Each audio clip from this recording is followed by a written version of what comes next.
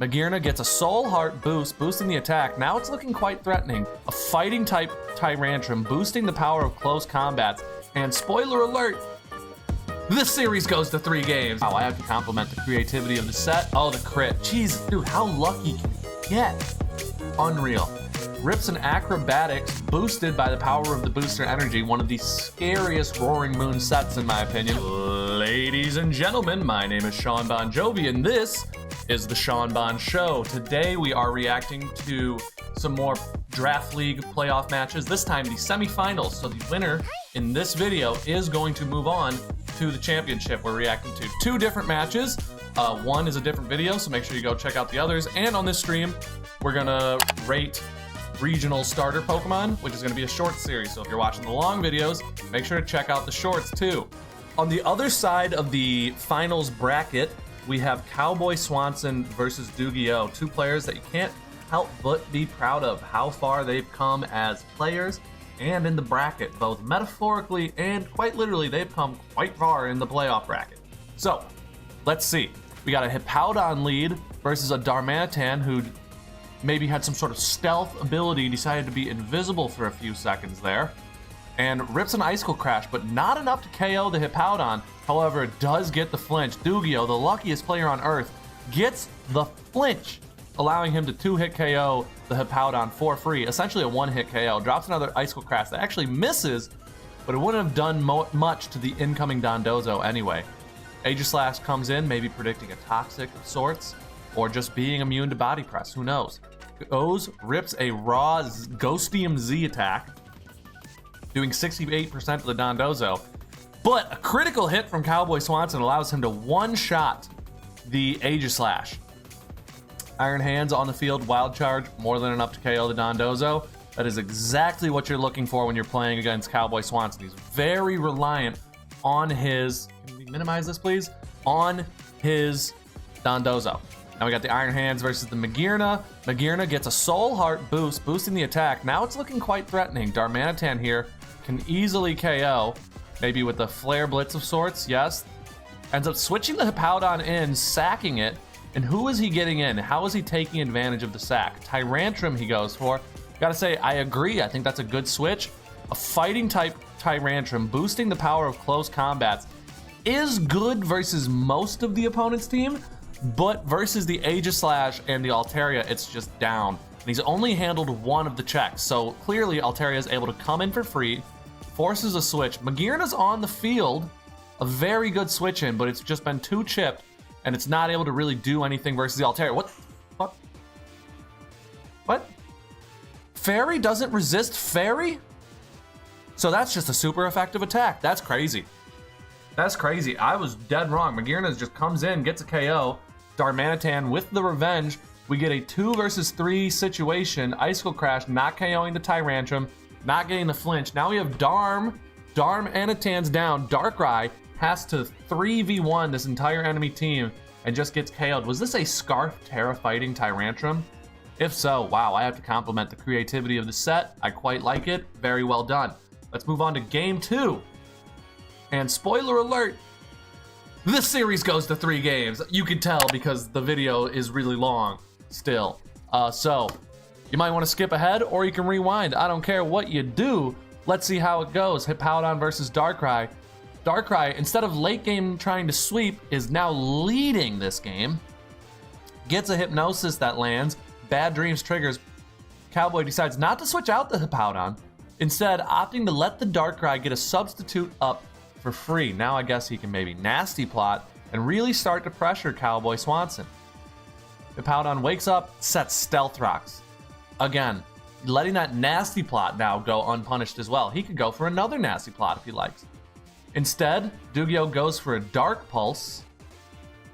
Now, from behind the substitute, he can easily just rip another substitute or a Dark Pulse and fish for a flinch, and he gets exactly that, gets another flinch. The luck is insane on Yu-Gi-Oh!'s team, constantly getting flinches. Goes for another one-shots the Hippo.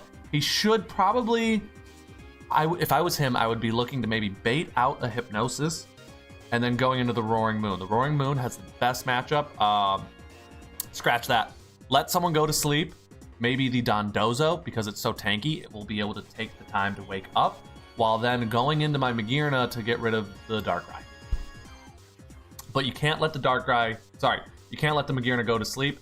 The Tyrantrum comes out, Terra Fighting, probably Scarfed once again, gets put to sleep, and see, now it's lost its value. Tyrantrum is not going to be able to stay alive long enough to wake up, unlike a Pokemon like Hippowdon or Dondozo can.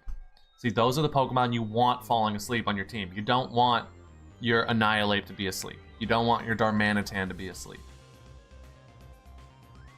Okay, so we get another flinch maybe? Wow, we really did just get another one. This is unreal. And then Dark Pulse goes down. And Dugio, while getting crushed in the first match, is actually leading quite well, 4-2-6. Roaring Moon is now twice speed boosted, right? He's +2 speed, +1 attack.